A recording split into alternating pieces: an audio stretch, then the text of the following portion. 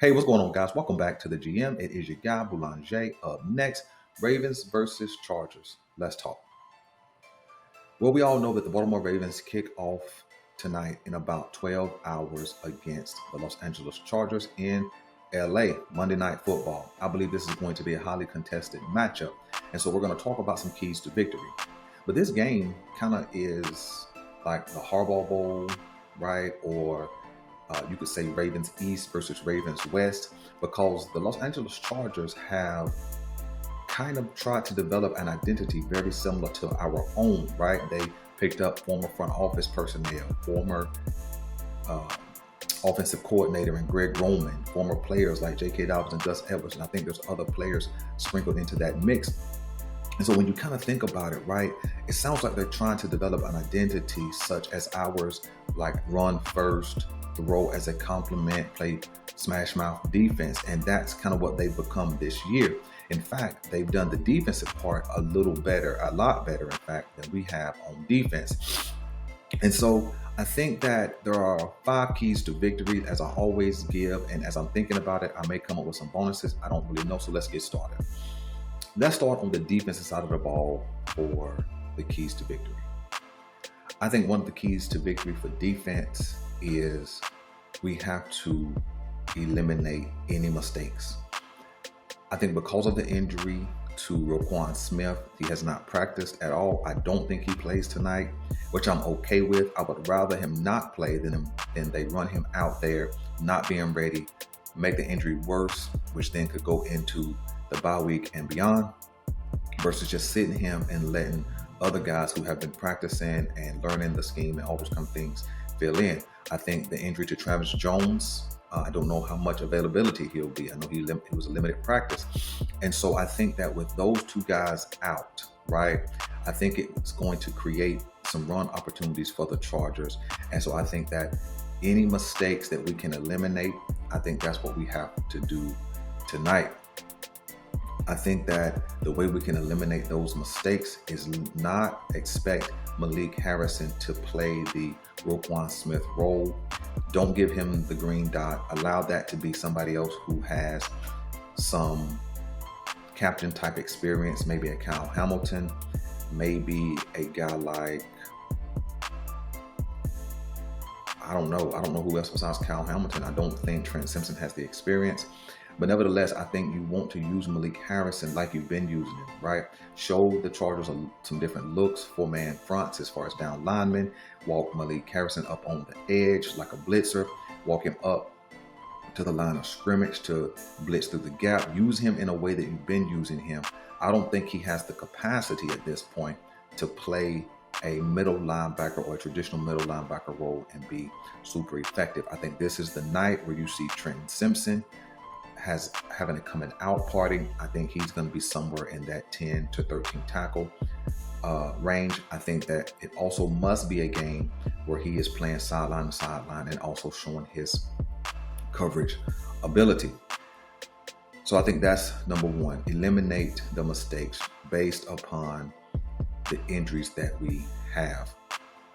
I think key number 2 is going to be defensively, show them some different looks. Because of our injuries, I think that the Marlon Humphrey in the slot, Wiggins on the outside, a split between White and Stevenson on the outside. You got Darius Washington and Kyle Hamilton in the middle. I think that putting 6 DBs on the field will help offset the Roquan Smith absence. Not that they can play the run like Roquan, but I think putting some more athletes on the field, some more speed on the field can help offset some of the things that Roquan is not going to be there to do. Whether you put 6 DBs on the field and blitz more, whether you put 6 DBs on the field and you walk Brandon Stephens down to the line of scrimmage more, whatever that looks like, I think this is the night you pull out all the stops defensively. So I think if you mix number 1, eliminate the mistakes, and you show them some different looks, some dime defense and things of that nature, blitz, I think that you could offset the absence of Roquan Smith. Again, I don't think he plays tonight. The third key is also going to be a defensive key. I think that when you get to a guy like a Justin Herbert who can run with the ball, I think you have to not just hit him, but you got to put him on the ground. He is a guy who is super athletic. He's 6'6", about 230 pounds, and he has excellent speed for a guy his size, and he is starting to run with the ball more, especially since he's gotten healthy. And the Baltimore Ravens have struggled consistently with mobile quarterbacks. And without Roquan Smith, that makes that task defending a mobile quarterback even more difficult. And so I think that when we contact Justin Herbert, I think we absolutely have to bring him to the ground. It cannot be those hits that he shake off. It can't be those hits that he runs through. It has to be solid contact, bringing him to the ground. I think if we look at the offense side of the ball, I think a fourth key is going to be consistent with the run. Even if it's 1 yard, 2 yards, 3 yards, I think showing them a consistent diet of the run. I think in this game in particular, I think we need to have something like 30 to 35 carries between Derrick Henry, Keaton Mitchell. I'm not sure of the health status of Justice Hill, but between those two guys, mixed in with some Lamar, not really called runs, but some scrambles, I think we need to be around that 35 carry mark. I think we need to hit the 150-yard mark tonight. Now, I know that the Chargers are solid against the run, but I think if we keep hammering over and over again, I think that we could get them to break. Also, with running the ball, it keeps our defense off the field, which eliminates the potential for them to put points up. And so that's what I think. Make sure we give them a consistent diet of the run. Not no fancy stuff. Line up, power eye, and run right at them and see if they can stand that test of time. Right? I think key number 5, offensively, I think that we have to be willing to go with what works. Right? And what I mean is, let's see if the pass game is working. Find out, is it the intermediate passing game that's working? Is it the short passing game that's working? Or is it the deep ball that's working? But find out what's working early on in this game. If the deep ball is not working early, then you know what? That doesn't mean we scrap the pass. It means let's see if we can get the intermediate game going.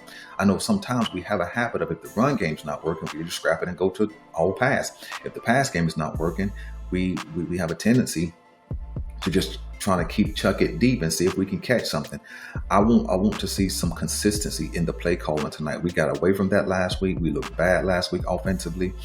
And this is the week I think we need to restore order to what we do offensively. So find that perfect blend of what's working, right? A bonus key, I think this is the game we need to speed it up. Right? They have Joey Bosa and Khalil Mack, who I think will play based on his injury status. The way you slow down a good pass rush is to speed up the game. Keep them tired. Keep calling plays. Even if you don't call the play quickly, let's get to the line of scrimmage, right? Let's get to the line of scrimmage. Let's set our offense and then make whatever adjustments. So we don't give them time to rotate. We don't give them time to catch that breath. I think that we've seen consistently throughout this year, when we've sped up the game, we've developed a flow. There has been times where the offensive flow hasn't been really good, and we keep doing the same thing over and over and over, and we stay out of rhythm for several drives. I think this is the game, because of the state of our defense with some injuries. I think because of how we performed last week, this is the week we need to try and speed things up and see if we can catch an early flow in this game. Bonus key, again, is going to be, let's play this game like we know who these guys are. Right? John Harbaugh knows Jim Harbaugh. But more importantly, John Harbaugh and Zach Orr, we know Greg Roman. We know his run fits. We know his blocking scheme. We know his passing routes. All those things we are familiar with. So we need to play our game like we know who they are. There shouldn't be a situation where they catch us off guard. A trick play is one thing, but if they just come out and run the regular system, the regular Greg Roman offense, there's no way they should come out and be dominant towards us, even with our injuries, because I think that we should be able to stay a step ahead.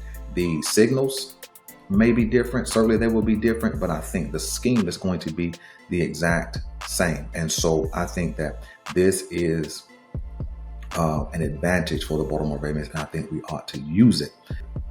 An additional bonus is feed a hungry Derrick Henry. We all had an opportunity to sit and watch Saquon Barkley go off last night and surpass Derrick Henry for the league lead in rushing. And he's up on Henry. I haven't checked the statistics, but based on what he ran for last night, he has a 100-yard lead on Derrick Henry, where Derrick Henry at one point had a 150-yard lead on the second guy close. And so over the last couple of weeks, Derrick Henry has had mediocre games. And so I think that he's going to be motivated. He wants to be the rushing champ, right? You don't get out to 1,000 yards after 9 games and then let Saquon Barkley catch you and kind of leave you in the dust. So I think Derrick Henry's going to be hungry. I think we feed that beast, and I think that we can come out with a victory. All right, let me give you my score prediction. Even though those are my keys to victory, I think the Ravens lose this game. This is only the second time this year that I'm picking against the Ravens. The first time I picked against them was in week number 1 when they played the Kansas City Chiefs. This is the next time I'm picking against them. I think based on the fact that we performed so poorly last week, based on our interior defensive front between Travis Jones and Roquan Smith has some injuries, I don't think we're going to be as effective against the run. And I don't think that we coach well enough to mitigate those absences. And so I think that they're going to be powered by the run game, which is going to set up their passing game. And I think that they beat us something like 27-24. Unfortunately, that's my score prediction. I would love to be a homer. I would love to be, the Baltimore Ravens are going to make a bounce back. I don't see it. You see, if the Los Angeles Chargers was a true West Coast team, they are by geographic, right? They're a West Coast team by geographics, but they play in the AFC, which has a different style than a NFC team. And I think what I've seen from them this year is a team that will fight you, a team that doesn't beat themselves like they used to. And I think what I'm seeing from Justin Herbert and this offense coming alive lately, I think it's going to cause the Ravens some trouble. And I think we won't have some of those answers. I think they beat us 27-24. Now, hear me. Excuse me. Now, hear me. I hope that I'm wrong. I really, really do. I hope that my prediction of score is wrong. I absolutely want the Ravens to win. I absolutely need the Ravens to win, but I just don't think they have it tonight. So listen, let me know what you guys want me to know. I'm your guy Boulanger. This is the GM, and I'm out.